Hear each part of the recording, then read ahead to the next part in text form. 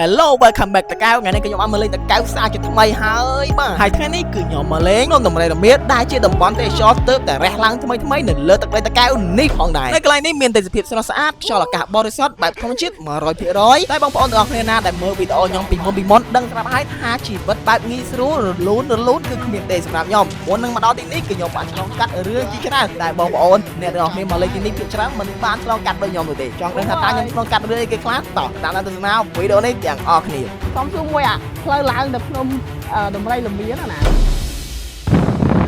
ចាប់ផ្ដើមឡើងពីការជិះម៉ូតូពីភ្នំពេញទៅកាន់ខេត្តតាកែវតាមរយៈ Google Maps ដំបងឡាយជិះទៅដូចជាគ្មានបញ្ហាអីទេ Google Maps គឺដាក់ឲ្យទៅត្រង់បត់តាមបន្តិចគឺដល់ហើយប៉ុន្តែតែខ្ញុំជិះសុកស្រាប់តែវាឲ្យបត់តាមរយៈខ្លងទ្វារវត្តមួយនេះបងប្អូនណាស្គាល់វត្តនេះជួយប្រាប់ខ្ញុំផងខ្ញុំក៏បានបត់តាមវាបត់ទៅជិះតាមនឹងមកទៅខ្ញុំក៏បានទៅដល់ភ្នំមួយដែលខ្ញុំនឹកស្មានថានេះគឺជាភ្នំដំរីរមៀនហើយឃើញតែចិត្តដល់ហើយខំជិះតិចតាមពីក្រោយឡាននេះទៅព្រោះគិតថាឡាននេះក៏ប្រហែលជាទៅភ្នំនឹងដូចគ្នាព្រោះថាភ្នំនឹងល្បីខ្លាំងណាស់ឥឡូវនេះជិះផងមើលទេសភាពផងតែចុងក្រោយមានអ្នកណាដាច់ចកេះផឹងតែម្ដងគាត់ចុះបាត់ឡើងបាត់ឡាននេះបាត់ហើយខ្ញុំក៏បានឡើងមកដល់ខ្នងធម្មតានេះវិញអត់មិនទេខ្ញុំស្មានដល់ភ្នំហើយតែពេលនោះខ្ញុំក៏ចាប់ផ្ដើមមើលម្ដងទៀតហើយខ្ញុំក៏ឃើញថាភ្នំដំរីរមៀនហ្នឹងគឺនៅសល់ប្រហែលជា50ទៅ60គីឡូទៀតឯណោះ Oh my god ហើយភ្នំខ្ញុំកំពុងឃើញនេះគឺនៅក្នុងតំបន់ភ្នំស្រង់ឬក៏ភ្នំស្រួចតែខ្ញុំឃើញគេដាក់ផ្លាណាតែខ្ញុំមិនច្បាស់ថាភ្នំមួយណាគឺជាភ្នំមួយណានោះទេឃើញថាភ្នំនេះមានសម្រស់ស្រស់ស្អាតមិនធម្មតាដែរខ្ញុំក៏ចុះថតបន្តិចទៅបាទកុំឲ្យខាតអញនិយាយថាសយដែលជិះ8ផ្លូវក៏ថាបានអញនិយាយថាសំណាងដែលខ្ញុំបានជិះមួយផ្លូវនេះក៏ថាបានព្រោះថាឃើញទេសភាពតាមដងផ្លូវគឺញាក់សាច់តែម្ដងហើយសម្រាប់បងប្អូនអ្នកនៅតកៅណាដែលស្គាល់កន្លែងដែលខ្ញុំជិះកាត់នេះកុំភ្លេចជួយខមមិនប្រាប់ខ្ញុំឲ្យបានដឹងផងបាទនៅថ្ងៃក្រោយទៅខ្ញុំអាចបកត្រឡប់ទៅលេងនៅទីនេះម្ដងទៀតព្រោះថាឃើញទេសភាពស្អាតមែនតើប៉ុន្តែគួរឲ្យសោកស្ដាយមែនតើដែលខ្ញុំមិនបានចុះថតរូបចុះថតវីដេអូឲ្យលេងបានជួយទេព្រោះថាខ្ញុំប្រញាប់ទៅកាន់គោលដៅរបស់ខ្ញុំដែរបន្ទាប់ពីជិះកាត់កន្លែងដែលស្រស់ស្អាតមួយសន្ទុះធំមកឥឡូវនេះគឺយើងបានមកដល់ផ្លូវបត់ចូលទៅកាន់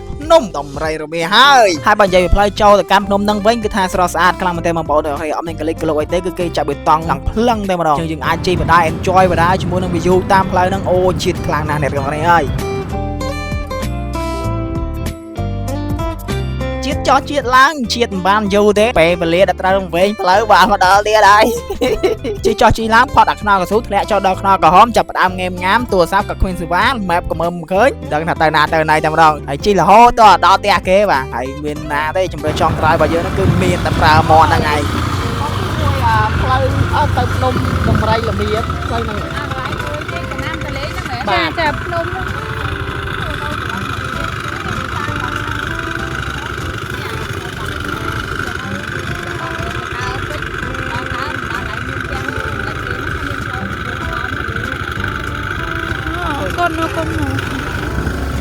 អញនិយាយមិនថាយើងបានមកដល់ភ្នំដំរីរមៀនហើយគាត់ថាយើងរកច្រកចូលទៅកាន់ភ្នំនឹងអត់ទាន់ឃើញជឿទៅយើងរៀងវល់បន្តិចដែរបាទយើងមានអាជីពកាត់ទឹកកាត់ព្រៃផងអីផងដើម្បីទៅរកផ្លូវដែលជាច្រកចូលនឹងឯង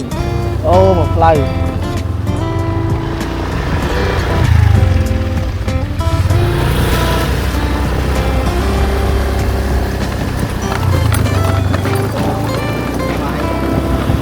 ចាំថាផ្លូវទៅរកភាពជោគជ័យនេះវាមិនស្រួលនោះទេអាជីចោះជីឡើងដល់ចកាឆ្វាយណាឆ្កុយហើយខ្ញុំមើលវីដេអូគេជិះម៉ូតូនាំផ្លូវដូចគ្មានចកាស្វាយណាទេមកតែឯងក៏ដោយហើយអត់មានតែគេជិះតាមក្រោយអត់មានណាគេជិះនៅមុខអីទេនិយាយទៅដឹងទៅស្ងាត់យកតែម្ដងដល់ពេលអញ្ចឹងខ្ញុំនឹកឃើញដល់ពាក្យជោគជ័យមួយគេថាបើចង់ជោគជ័យយើងត្រូវជ្រើសរើសផ្លូវដើរតែឯងអញ្ចឹងនេះប្រហែលជាខ្ញុំជាមនុស្សដែលជោគជ័យហ្នឹងមែនទេតែសំខាន់ខ្ញុំវែងទៀតហើយដើរលេងលើកណាក៏វែងដែរលោកអើយពូហើយអើយដល់សុំសួរមួយផ្លូវឡើងទៅភ្នំដំរីលមៀនណា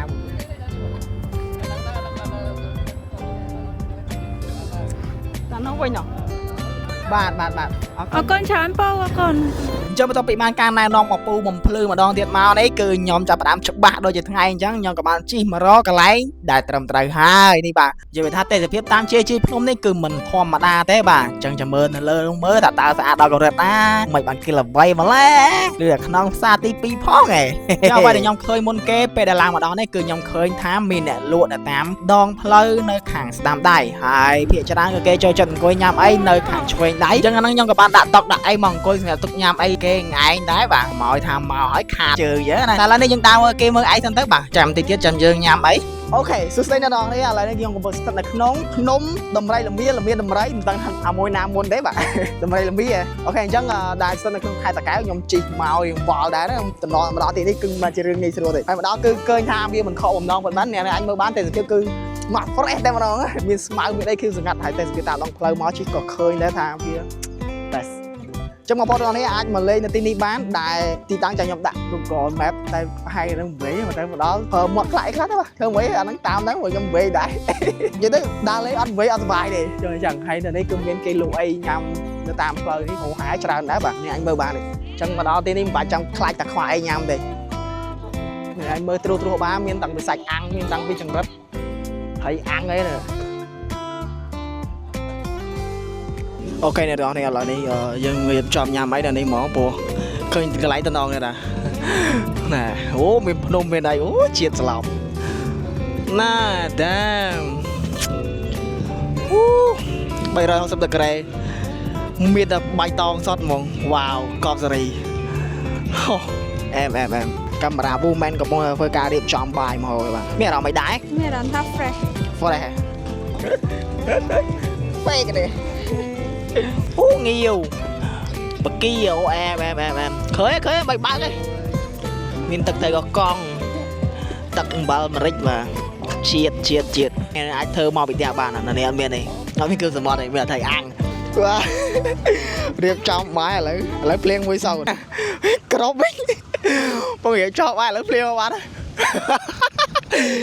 អើយជីវិតអានេះបាទជីវិតគឺជាការតស៊ូជីប្រហែល2ម៉ោង100គីឡូជាងហ៎ដែរបាក់វិញរាំងហើយបាក់វិញអាឡំហ៎ផ្សែងបរិយអត់ចាំផ្សែងក្រូច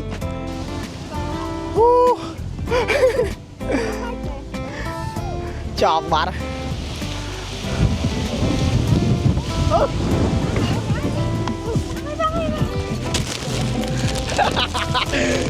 ទៅវាយមកដល់ហើយ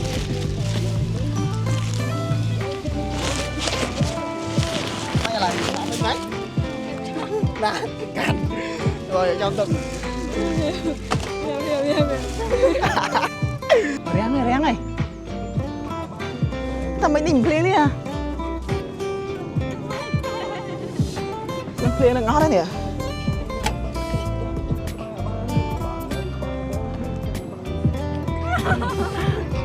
lấy phê ớt lại so mau bên nọ